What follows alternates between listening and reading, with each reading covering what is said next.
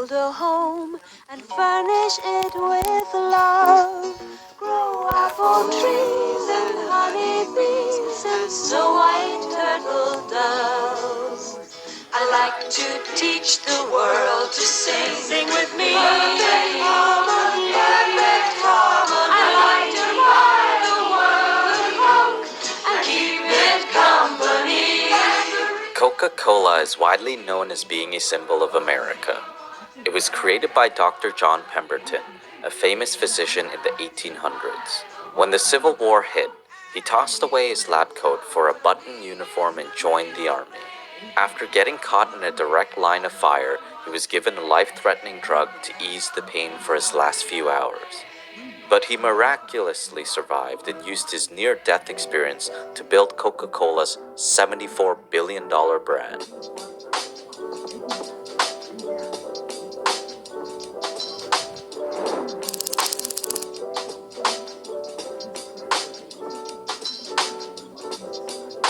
In 1831, John was born in the small town of Knoxville and raised in Rome, Georgia. When he was 19 years old, he received his license to practice Thomsonian medicine. It was known to use the principles of botany and herbalism to rid the body of harmful toxins. At the time, it wasn't well respected, and many were suspicious of the practice. But that didn't stop John from opening a business that specialized in materia medica, substances that were used to make medical remedies. A few years later, John pursued a more conventional path and earned a graduate degree in pharmacy. But not long after, he was forced to ditch his white lab coat for a button uniform. The Civil War had erupted and John was made a first lieutenant. 3 years into battle, he got caught in a direct line of fire and was slashed with a saber. His doctors didn't think he would live and gave him morphine to ease the pain for his last few hours. But he proved them wrong and miraculously survived. From then on, it was only a matter of time until John was back on his feet.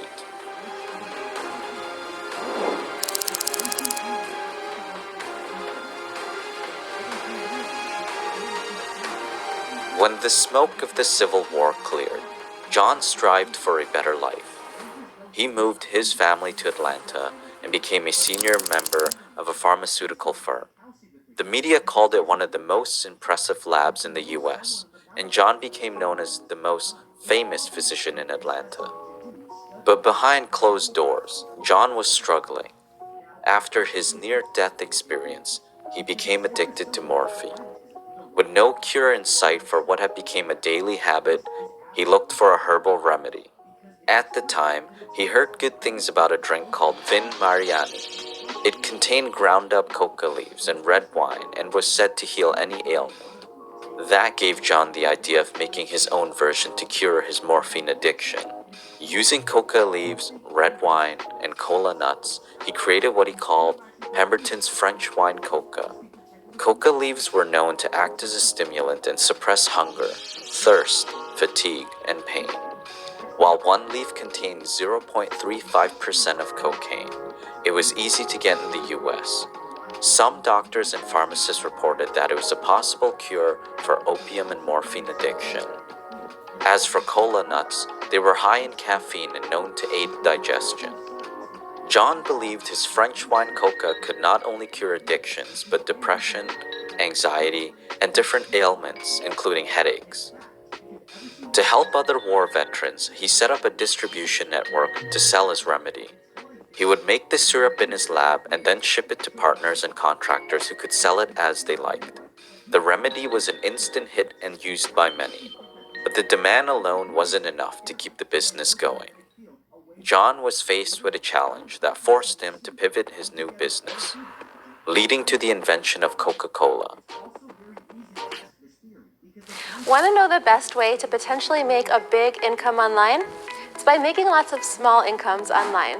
Hi, I'm Rachel Raffay, and I've discovered a method to create these little mini income streams that individually aren't life-changing, but when added up, they've allowed me to quit my job as a Walmart cashier and live the life of my dreams, generating a very healthy income each month, even while I sleep.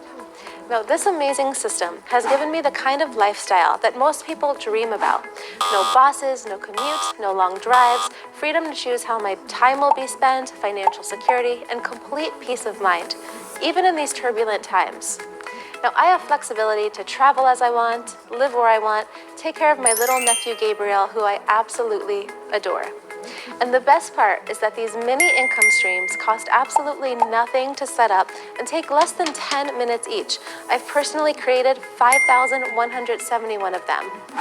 You can potentially do this too, with no special skills or experience, without already having a product to sell, without an audience, without needing to build a website, without having to worry about driving web traffic, without having to get on the phone and sell anybody anything. In your spare time, you can do this around a full-time job. And in fact, you could potentially be up and running in as little as 2 weeks, even if you are a complete beginner and know nothing about technology. Hey, we're all super busy, but if you have a spare 30 minutes a day, a computer, and an internet connection, join me on my upcoming workshop where I'll show you step by step exactly how I go about setting up these mini income streams. For a limited time, this workshop is 100% free. Go ahead and click the link above or below this video, and that will take you through to the registration page. And from there, you can easily reserve your free spot. Places do fill up fast, so don't delay. Click the link and save your spot on this life-changing workshop now. I'll see you there.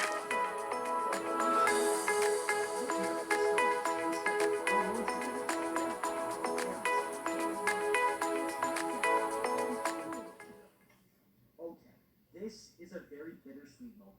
The parents get to pass away from old age in the arms of their children. There's a 90% chance your phone is already infected with this. There's a new groundbreaking discovery that's reversing planned obsolescence, and smartphone companies are trying their hardest to make it illegal in the US. Rather than spending $1,200 to $1,800 on a brand new smartphone every year, this $37 device is the best and most cost-effective way to turn your slow smartphone.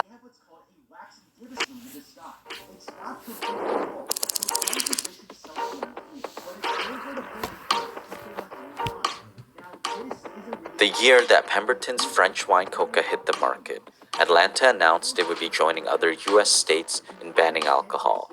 Fearful that it would mean the end of his new remedy, John raced to come up with a new formula. When he removed the wine, he realized the cola nuts made it extremely bitter. So he replaced it with a synthetic caffeine and then added sugar, citric acid, vanilla, lemon oil, and orange, nutmeg, and coriander extracts. Afterwards, John's bookkeeper, Frank Robinson, suggested he change the name to Coca-Cola. However, he insisted that it be spelt with 2 C's since it would look more eye-catching. John took his advice and launched his new remedy, Coca-Cola, a year later. It was a total disaster. The first year of sales topped off at $50 with a sunken cost of $70 in supplies. John saw this as a failure. Meanwhile, Frank saw it differently. The loss was to be expected since the business was new. His optimism led to coming up with another brilliant idea, marketing the remedy through banners, streetcar placards, and store awnings. John was hesitant, but Frank convinced him it was a risk worth taking. Fortunately, he wasn't wrong. Coca-Cola became a hit through Atlanta. John and Frank proved that when faced with a challenge, tackling it instead of giving up can lead to new heights of success.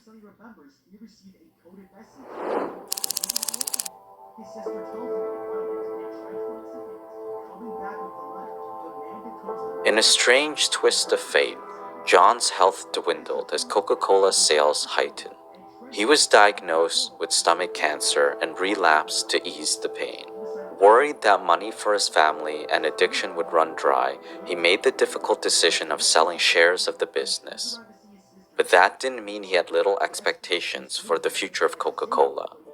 He believed it would become a national drink one day and kept a third of his shares for his son, Charles. At the time, Charles was in charge of manufacturing but later became a morphine addict himself. Frank feared that Coca-Cola would have no one to steer John's vision of going national. So he took on the responsibility of finding the right investor as John remained bedridden. Through a business contact, he met a wealthy and hardworking entrepreneur named Asa Candler. When Frank approached him, he told him that he didn't think that Coca-Cola was a worthwhile venture. But Frank knew better. While the two stood outside one day, Frank pointed to a wagon and said, "See that wagon going by with all those empty beer kegs? Well, we are going to push Coca-Cola until you see wagons going by with Coca-Cola, just like that." Asa was swayed by the company's vision and bought the rights to the Coca-Cola name and secret formula. And just as Frank predicted, he wasted no time in building the company. He not only expanded sales to more pharmacies and grocery stores, but came up with an idea that made history. He gave out little slips of paper that could be redeemed for a glass of Coca-Cola at soda fountains. At the time, they were considered a popular hangout spot and where many went to socialize. It was the first instance in history where a company gave out what is now called coupons for free samples. John's vision for Coca-Cola was the key to instilling faith among his employees and later, the man who would help build its brand.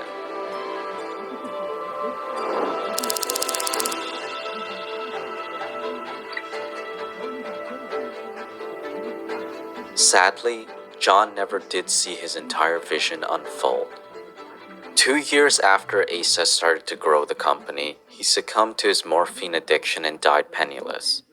With Charles' own addiction worsening, Asa took over and founded the Coca-Cola Company. He led the expansion of selling Coca-Cola to every US state and then Canada, but he failed to create the demand in Europe. In Germany, anything other than beer, wine, or water was considered for children, whereas in France, buying an inferior American drink was considered insulting. Asa was also short-sighted when it came to an idea that fell into his lap. One day, two lawyers named Joseph Whitehead and Benjamin Thomas walked into Asa's office. Coca-Cola is already successful as a fountain drink, but what if it was bottled? They proposed. Bottled? Asa asked with a puzzled look. Yes, sir. Folks could take them home. Asa thought it was a ridiculous idea. He believed the future of Coca-Cola was in fountain drinks. Bottling was an expensive operation that he wanted no part of. He told Joseph and Benjamin that they could bottle all the Coca-Cola they wanted for just $1. He had nothing to lose since if they succeeded, they would sell more syrup, and if they failed, he wouldn't lose a penny.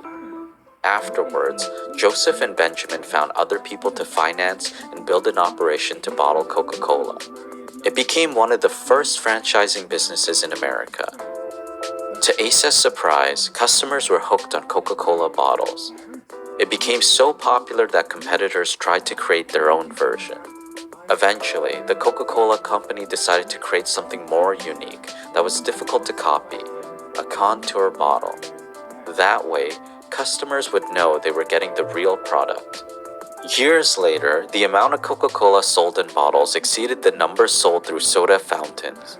Joseph and Benjamin's so-called ridiculous idea inspired Coca-Cola's iconic packaging and paved the way for its continued success.